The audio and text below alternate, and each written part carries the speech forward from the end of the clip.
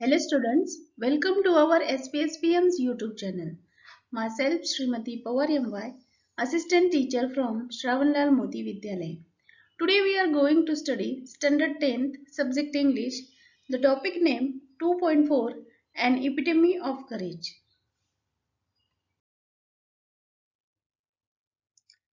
2.4 An Epitome of Courage. This lesson is an introduction to the life of Stephen Hawking and his achievement. It describes how hardships cannot stop one's success. A lesson and epitome of courage is an inspirational text depicting on the hardships of differently able, well-known scientist Dr. Stephen Hawking, in spite of suffering from a very rare and dreaded disease. He has become the greatest scientist of the century. His motivational courage should encourage us to do our best even under hard circumstances. Doctor Stephen Hawkins हे या शतकातील महान शास्त्रज्ञांपैकी एक होते आणि एका अतिदुर्मिळ व भयंकर असाध्य अशा आजारांना तोंड देत त्यांनी त्यांचे संशोधन चालू ठेवले होते आणि त्यांच्याच या अतुलनीय धैर्यातून आपण कसोटीच्या प्रसंगालाही कसे उत्तम प्रकारे सामोरे जायला पाहिजे हीच प्रेरणादायी गोष्ट आपल्याला ह्या पाठातून पाहायला मिळते. An epitome of courage. We often tend to hide behind our weaknesses, disability, handicaps, or mourn over them our whole life through. Dr. Stephen Hawking, one of the greatest scientists of this century, did not do so, in spite of suffering from a very rare and dreaded disease. Dr. Hawkins continued his research undaunted. His exemplary courage should inspire us to do our best even under trying circumstances. He passed away on March 14, 2018. धैर्याचे मूर्तिमंत रूप. अनेकदा आपण आपल्या कमतरता, दुबळेपणा, अपंगत्व अशा पडद्याआड लपवायचा प्रयत्न करतो किंवा आयुष्यभर त्यांचा विचार करून कुढत बसतो. डॉक्टर स्टीफन हॉकिंग या शतकातील महान शास्त्रज्ञांपैकी एक यांनी मात्र तसे केले नाही. एका अतिदुर्मिळ व भयंकर असाध्य अशा आजाराला तोंड देत त्यांनी त्यांचे संशोधनाचे जे कार्य होते ते अविरतपणे चालू ठेवले. त्यांच्या या अतुलनीय धैर्यातून आपण कसोटीच्या प्रसंगालाही कसे उत्तम प्रकारे सामोरे जायला पाहिजे याचीच प्रेरणा घेतली पाहिजे. डॉक्टर स्टीफन हॉकिन्स यांचा मृत्यू 14 मार्च 2018 रोजी झाला.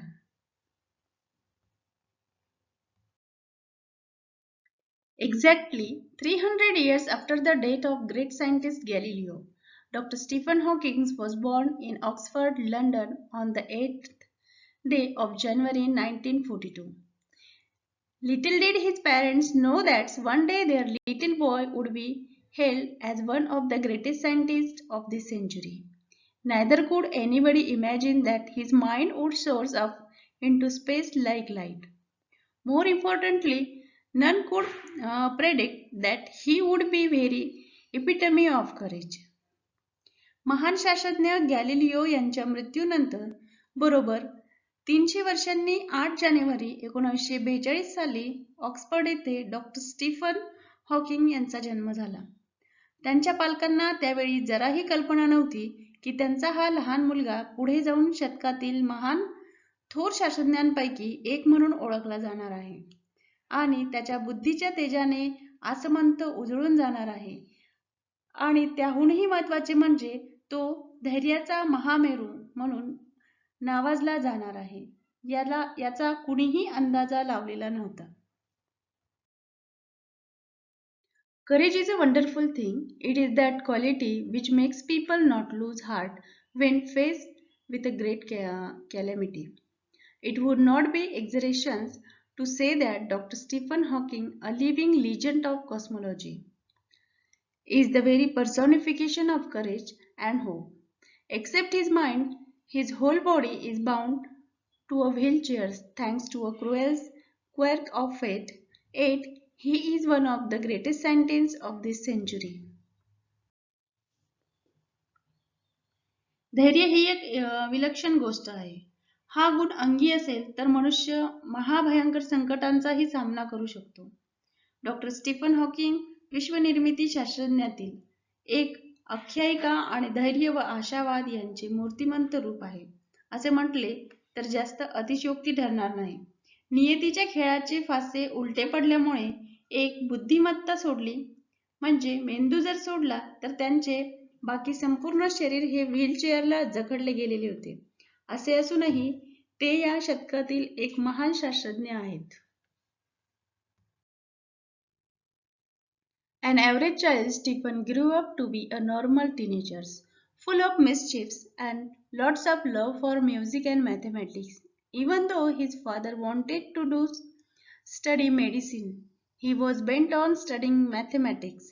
The University of Oxford at that time did not have a course in mathematics, so he opted to study physics instead. Stephen एखाद्या सर्वसाधारण मुलाप्रमाणे भरपूर खोड्या करणारा, गणितावर व संगीतावर मनसोक्त प्रेम करणारा असा एक किशोरवयीन मुलगा होता. त्याने वैद्यकीय शिक्षण घ्यावे असे त्याच्या वडिलांना वाटत होते, पण स्टीफनचा गणिताकडे कल जास्त होता. मात्र त्यावेळी ऑक्सफर्ड विद्यापीठात गणिताचा अभ्यासक्रम नसल्यामुळे त्याऐवजी त्याने भौतिकशास्त्राचा अभ्यास करायचे ठरवले. At the age of 17, Stephen started noticing that he was becoming increasingly clumsy and even fell down a couple of times. For no reason, this perplexed him and he went to see his family doctor, who diagnosed him as suffering from an extremely rare disease, ALS or LOU, Gehrig's disease, that affects the nervous systems and eventually weakens all the muscles of the body. 17 वर्षाचे असताना Stephen यांना आपल्या हालचालीत जडत्व म्हणजे बोजडपणा जाणवू लागला आणि 1-2 वेळा ते अकारण तोल जाऊन खाली पडले. यामुळे ते चक्रावून गेले. त्यांनी फॅमिली डॉक्टरचा सल्ला घेतला तेव्हा निदान झाले की त्यांना एका अतिदुर्मिळ अशा आजाराने ग्रासले आहे. ALS किंवा LOU, गेहिंग्स डिसीज नावाच्या ह्या आजारात मज्जासंस्थेवर परिणाम होतो आणि अखेरीस शरीरातील सर्व स्नायू कमकुवत होतात. Stephen says that even as a child, his muscles coordination was nothing to write home about. He recollects that his handwriting would send his teachers into a fit of frenzy, nor was the inclined towards sport. Nevertheless, this disease came as a bolt from the blue. Stephen म्हणतात की लहानपणीही त्यांच्या स्नायूंचा समन्वय काही फारसा चांगला नव्हता. त्यांचे शिक्षकही त्यांच्या हँडरायटिंगमुळे त्रस्त व्हायचे अशी आठवण स्टीफन सांगतात. तसेच त्यांच्या खेळामध्येही काही रुची नव्हती. असे असले तरी आजारपणाची बातमी त्यांना एक धक्का देणारी, हादरून टाकणारी होती. How much time he had left on these planets was very uncertain. The prognosis was bad and the doctors say they could not do much. Undaunted, Stephen decided to continue his research and even got engaged to a Jane Wilde. Hawkins says that, ironic as it may sound, it is at this dismal stage he began enjoying life the most. This he say was because he started living life for the moments and continue his doctoral research work with renewed. ह्या भूतलावर ते किती काळ राहणार होते याची काही शाश्वती नव्हती. रोगाचे पूर्वनिदान खूप वाईट होते आणि डॉक्टरांच्या म्हणण्यानुसार फार काही करता येण्यासारखे नव्हते. तरीही खचून न जाता स्टीफनने आपले संशोधन चालू ठेवायचे ठरवले आणि जेन वाइल्ड नावाच्या मुलीशी त्यांचा वाद निश्चयी झाला. ऐकायला उपरोधिक वाटले तरी पण हॉकिंग म्हणतात की आज उद्वेगजनक परिस्थितीतील ते जीवनाचा सर्वाधिक आनंद घेऊ लागले होते. याचे कारण यांनी ह्या क्षणापुरते जगायला सुरुवात केली होती आणि डॉक्टरचेही संशोधन नव्या जोमाने सुरू केले होते. In the meanwhile, the disease worked its way into Stephen's body and left him disabled. He began studying the concept of black holes. To get his PhD by this time, he was confined to a wheelchair and was rapidly losing control of his hands and speech. The study of black holes sparked his imaginations with bright ideas. He made many epoch-making statements that shook the established theories. Scientists believe that the universe began with a big bang. To explain this concept better, Stephen invented what is known as Lie algebra. या दरम्यानच्याच काळात आजाराने हळूहळू स्टीफनच्या शरीराचा ताबा घेतला आणि त्यांना बऱ्यापैकी अपंगत्व आले. PhD साठी त्यांनी कृष्ण विवर म्हणजेच ब्लॅक होल्स या संकल्पनेचा अभ्यास करायला सुरुवात केली. आता ते व्हीलचेअरच्या मदतीनेच वावरू शकत होते. त्यांच्या हाताचे त्याचबरोबर वाणीवरचे नियंत्रणही झपाट्याने कमी होऊ लागले होते. कृष्णविवराच्या अभ्यासाने त्यांच्या कल्पनाशक्तीच्या नवकल्पनांचे धुमारे फुटले. त्यांनी केलेले अनेक युगप्रवर्तक विधानांनी आधी सिद्ध झालेल्या सिद्धांतांना हादरून टाकले. शास्त्रज्ञांच्या मते या विश्वाची निर्मिती एक प्रचंड विस्फोट होऊन झालेली आहे. ही संकल्पना अधिक चांगल्या प्रकारे स्पष्ट करण्यासाठी स्टीफनने लाय अल्जेब्रा याचा शोध लावला. Though confined to a wheelchair with no control over his body, save a finger, and with a computer to help him express his thoughts, Dr. Hawkins is an authority on profound subjects of science. Numerous honorary doctorate and awards have been bestowed on him. He is a fellow of the Royal Society. शरीरावरचे नियंत्रण गेल्यामुळे doctor Stephen Hawking हे व्हीलचेअरला जखडले गेलेले असले तरी कम्प्युटरच्या मदतीने त्यांचे विचार ते व्यवस्थित मांडू शकत होते. डॉक्टर हॉकिंग विज्ञानातील गहन अशा विषयामध्ये अधिकारी व्यक्ती होते. असंख्य मानद, डॉक्टरेट पदव्या, पुरस्कार त्यांना बहाल करण्यात आले आहेत. द रॉयल सोसायटीचे ते फेलो आहेत. and a member of US National Academy of Science. In spite of being considered Einstein's equal in intelligence, Dr. Hawking is a very humble man. A simple down-to-earth man, he was authored many books dealing with his Wessham's ideas, keeping a layman's in mind. His writing is full of wit and humors. His style is so lucid that non-scientists can also understand him. His book, A Brief of History of Time, is one of the best-selling books of our time.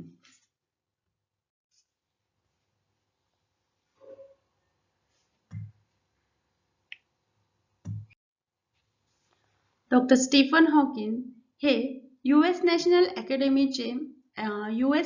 Academy of सायन्सचे सदस्य आहेत. बुद्धिमत्तेच्या बाबतीत आईन्स्टाईनच्या तुलनेचे त्यांना समजले जात असत. असे असूनही डॉक्टर हॉकिंग अतिशय विनयशील होते. साध्या व विनम्र अशा माणसाने आपल्या अफाट कल्पना सामान्य लोकांना समजेल अशा भाषेत अनेक पुस्तकांच्या रूपात मांडल्या आहेत. त्यांचे लिखाण अतिशय विनोदी आणि मार्मिक असते. त्यांच्या सुबोध लेखन शैलीमुळे शास्त्रज्ञ किंवा विज्ञानतज्ञ नसलेल्या लोकांनाही ते सहजी समजते. काळाचा संक्षिप्त इतिहास म्हणजेच a brief of history of time हे त्यांचे पुस्तक त्या काळातल्या सर्वाधिक विकलेल्या पुस्तकांपैकी एक आहे. On being asked how to feels about having the dreadful ALS, Dr. Hawking, the quintessence of optimism and hope, says, "Not very different from the rest, I try and lead as normal a life as possible, and not think about my conditions or regrets the things it prevents me from doing, which are not many." ALS सारखा भयंकर आजार आपल्याला जडला आहे याविषयी त्यांना काय वाटते असे विचारले असता आशावाद आणि सकारात्मकतेचे उत्कृष्ट उदाहरण असणारे डॉक्टर हॉकिंग्स म्हणतात, की इतरांपेक्षा फार वेगळे वाटत नाही. शक्य होईल तितके सामान्य आयुष्य जगण्याचा मी प्रयत्न करतो आणि माझ्या या शारीरिक स्थितीबद्दल फार विचार करीत नाही किंवा त्यामुळे मला ज्या काही थोड्याशा गोष्टी करता येत नाही त्याबद्दल मी खेदही करीत नाही. Dr. Hawking firmly believes that in the next millennium, science will discover the core secrets of the universe, its origin, its history, and maybe even predicts its ultimate dismiss. Like Dr. Hawkins, there are many people who display exemplary courage in their lives. Let us salute all those brave people who, in spite of being disabled, strive to do their best.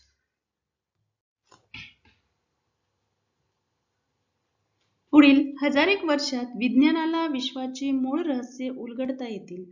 विश्वाचा प्रारंभ, इतिहास, कदाचित विश्वाचा अंत, अंतिम नाश कधी होणार याचीही भाकीत वर्तवता येईल, असे डॉक्टर हॉकिन्सचे ठामपणे मत होते. डॉक्टर हॉकिन्सप्रमाणेच असे असंख्य लोक आहेत जे आपल्या आयुष्यात अनुकरणीय म्हणजे एक आदर्श असे धैर्य प्रदर्शित करीत असतात. आपल्या अपंगत्वावर मात करीत अलौकिक कार्य करणाऱ्या अशा सर्व हिम्मतवान धैर्यशील व्यक्तींना शतशः प्रणाम.